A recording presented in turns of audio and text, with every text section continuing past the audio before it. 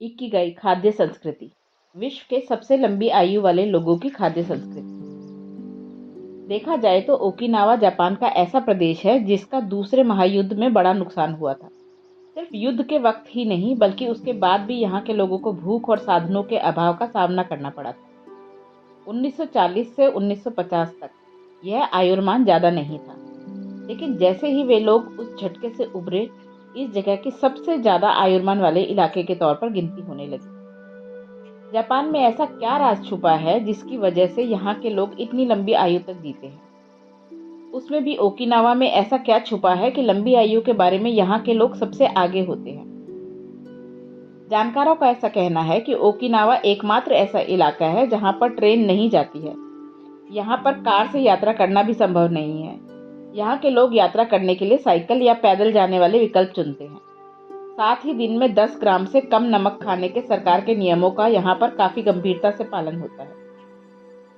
Okinawa की जादुई खाद्य संस्कृति। हार्ट अटैक से मौत होने की संभावना ओकिनावा में सबसे कम है। इसकी मुख्य वजह है उनकी खाद्य संस्कृति, और इसी वजह से सभी आहार विशेषज्ञों की ओकिनावा खाद्य संस्कृति की ओर नजर होती है।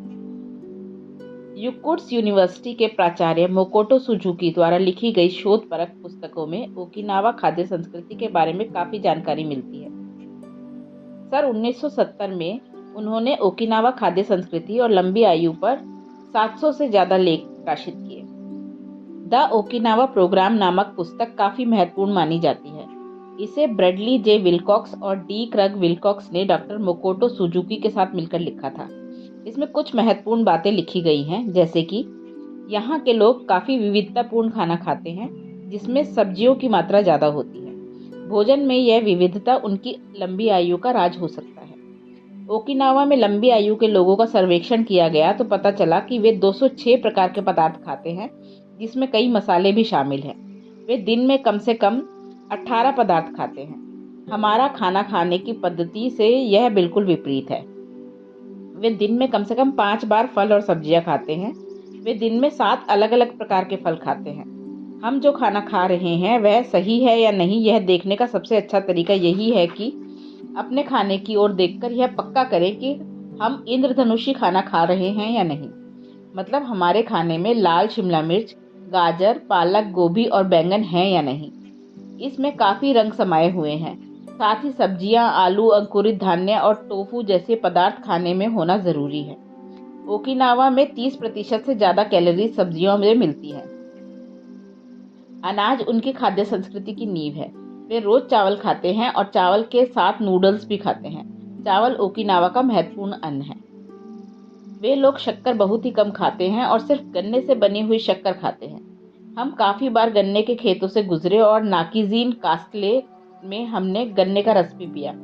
यहाँ की काफी दुकानों में गन्ने का रस निकाल कर पीने के लिए दिया जाता है, जिससे के कई सारे फायदे हैं।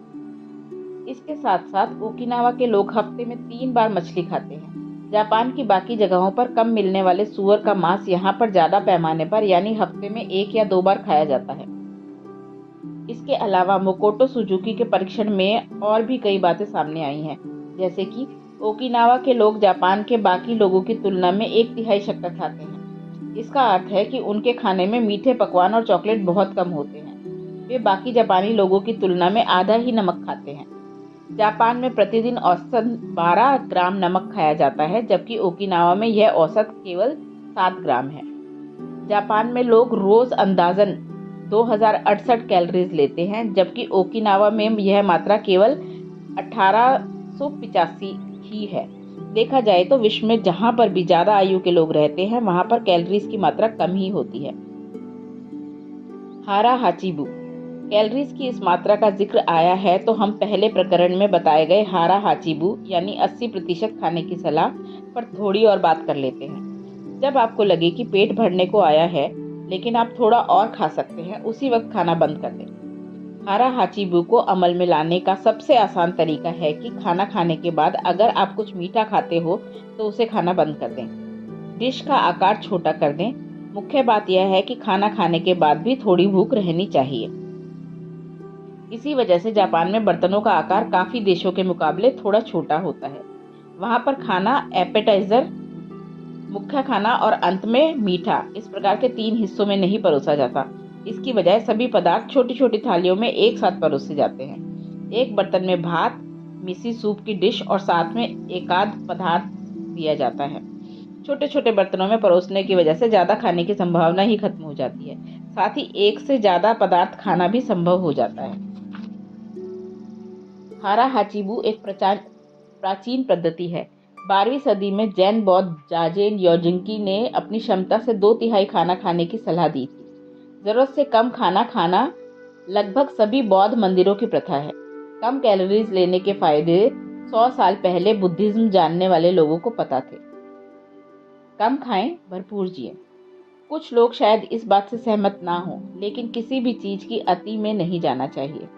जरूरत से कम खाना यह मूल संकल्पना है। कितना खाते हैं इससे भी ज्यादा महत्वपूर्ण यह है कि क्या खाते हैं। इसलिए जो भी खा रहे हैं वह पौष्टिक होना चाहिए। बहुत ज्यादा और खराब खाना खाने से अच्छा है कि कम और पौष्टिक खाना खाएं। कम कैलोरीज लेना लंबा जीवन जीने के लिए महत्वपूर्ण है। अगर ज्यादा मात्रा में कैलोरीज लें तो आलस आने की संभावना होती है। शरीर की सभी ऊर्जा खाना पचाने में लग जाती है। कम कैलोरीज का और एक फायदा होता है, IGF की मात्रा कम होती है।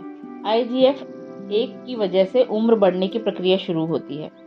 कैलोरीज कम लेने से लंबी आयु में योगदान होता है या नहीं यह कहना कठिन है, लेकिन उसकी वजह से मोटापा कम होना, दूसरे स्तर के डायबिटीज से बचना और कैंसर जैसी बीमारियों को टालना अवश्य संभव होता है। 80% का नियम हफ्ते में 1 या 2 दिन का उपवास रखने से भी प्राप्त किया जा सकता है। इन 2 दिनों में हर दिन 500 कैलोरीज खाने की सलाह दी जाती है। बाकी दिनों में नियमित कैलोरीज ले सकते हैं। उपवासों के कई सारे फायदे में हजम करने की प्रक्रिया अच्छी होना और आराम मिलना भी शामिल है। ओकिनावा खाद्य संस्कृति के 15 कुदरती एंटीऑक्सीडेंट। एंटीऑक्सीडेंट ऐसे अणु होते हैं जो पेशियों में होने वाले ऑक्सीडेशन की प्रक्रिया को धीमा करते हैं, उम्र बढ़ने की प्रक्रिया को धीमा करते हैं। ग्रीन टी ऐसी ही एक कुदरती एंटीऑक्सीडेंट है। ओकिनावा में यह कुदरती एंटीऑक्सीडेंट लगभग रोज लिया जाता है। आगे दिए गए 15 पदार्थ भी उनकी जीवन शैली के अंग हैं। टोफू, मिसो, टूना, गाजर, गोया, करेला, कोम्बू, गोभी, नोरी, प्याज, सोया, हेचिमा, सोयाबीन, मीठे आलू, मिरपुड और सनपिन छा यानी जैस्मिन की चाय। सनपिन छा मन जीतने का प्रभावी तंत्र। ओकिनावा में किसी भी और चाय की तुलना में सनपिन छा बहुत ज्यादा मात्रा में पी जाती है। इसमें ग्रीन टी और जैस्मिन की चाय का मिश्रण होता है। सन 1988 में Okinawa institute of science and technology में हिरोशो के किए गए अध्ययन में यह पता चला कि जैस्मिन चाय की वजह से खून के अंदर कोलेस्ट्रॉल की मात्रा कम होती है। ओकिनावा में विभिन्न प्रकार की सनपिन छा मिलती है। यह मशीन के द्वारा भी बनाई जाती है। एंटीऑक्सीडेंट ग्रीन टी के साथ वह जैस्मिन के फायदे भी हासिल करवा देती है। इससे हृदय विकार की संभावना कम होती है, रोग प्रतिरोधक शक्ति बढ़ती है, तनाव कम होता है, कोलेस्ट्रॉल की मात्रा घटती है। ओकिनावा में लोग दिन में 3 कप सनपिन चाय पीते हैं। विश्व में बाकी जगहों पर इतनी अच्छी गुणवत्ता की चाय नहीं मिलती, लेकिन जैस्मिन टी और अच्छी गुणवत्ता की ग्रीन टी से हमें इसका फायदा मिल सकता है। ग्रीन टी का राज। ग्रीन टी सदियों से वैद्यकीय फायदों के लिए जानी जाती है। आधुनिक युग में इस पर अध्ययन करने के बाद लोगों ने माना कि इसका लंबी आयु के लिए फायदा होता है। इस चाय की शुरुआत चीन में हुई, लेकिन इसे पूरे विश्व में पहुंचने के लिए काफी समय लगा। पिछले कुछ दशकों से लोगों के अंदर इसके प्रति सजगता बढ़ गई। शुद्ध कुदरती रूप से मिलने वाली इस चाय के कई सारे फायदे हैं, जैसे कि कोलेस्ट्रॉल पर नियंत्रण मिलना, ब्लड शुगर की मात्रा कम होती है, रक्ताभिसरण जल्दी होता है, फ्लू से संरक्षण मिलता है, हड्डियां मजबूत होती है, कुछ जीवाणुओं के हमलों से बचाव होता है, यूवी किरणों की वजह से होने वाले नुकसान से बच सकते हैं, शरीर की शुद्धता होती है और मूत्रपिंड के कार्य में सुधार होता है। White T. इसके अंदर मौजूद पॉलीफेनॉल्स की मात्रा उम्र को बढ़ाने वाली प्रक्रिया धीमा करने में काम आती है। इसे विश्व का सबसे अच्छा एंटीऑक्सीडेंट माना जाता है। व्हाइट चाय का 1 कप संतरे के रस के 12 कप इतनी ऊर्जा देता है। सारांश, ग्रीन और वाइट टी पीने की वजह से उम्र बढ़ने की प्रक्रिया धीमी हो जाती है और इंसान ज़्यादा जवान दिखने लगता है। शक्तिशाली सिकुआसा। सिकुआसा नींबू जैसा एक फल है। इसका सबसे ज़्यादा उत्पादन ओकिनावा में होता है। यह फल काफ़ी एसिडिक होता है। पानी में मिलाए बिना हम उसका रस पी भी नहीं सकते। उसका स्वाद नींबू और मैंडारिन संतरे के जैसा होता है। सिकुआसा में उच्च स्तर का नोबिलेटीन होता है और जो एंटीऑक्सीडेंट्स का बड़ा स्रोत होता है।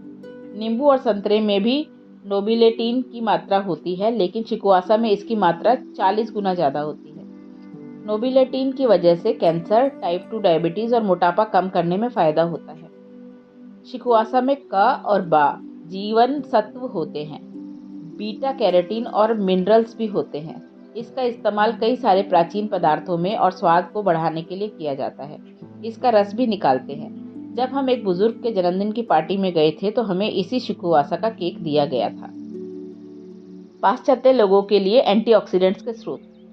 सन 2010 में यूके के डेली मिरर में विशेषज्ञ लोगों ने लंबी आयु के लिए उपयुक्त खाने की सूची दी थी। ये खाद्य पदार्थ विश्व में हर जगह उपलब्ध हैं, जैसे कि ब्रोकली और चाट जैसी सब्जियां जिनमें पानी और फाइबर की मात्रा ज़्यादा होती है। साल्मोन, मैक्रेरेल, टूना और सर्डाइन्स जैसी मछलियाँ। सिट्रस, स्ट्रॉबेरी और एप्रिकॉट, खुबानी जैसे फल जो जीवन सत्व से भरे होते हैं और शरीर में टॉक्सिन्स की मात्रा को कम करते हैं। बेरी और ब्लूबेरी जिनमें फिटोकेमिकल एंटीऑक्सीडेंट्स होता है। सूखा मेवा जो आपको ऊर्जा देता है। ओट्स और गेहूं जैसे अनाज जिनमें ऊर्जा और मिनरल होते हैं। ऑलिव ऑयल जिसमें त्वचा को चमक मिलती है। इस सूची से शक्कर, बेकरी के पदार्थ, फास्ट फूड, गाय का दूध और उससे बने पदार्थों को जानबूझकर निकाला गया है। ओकिनावा में जिस प्रकार की खाद्य संस्कृति का इस्तेमाल होता है उससे हम ज़्यादा साल तो जी ही सकते हैं, साथ ही ज़्यादा जवान भी महसूस कर सकते हैं। इसमें उम्र बढ़ने की प्रक्रिया को धीमा करने की शक्ति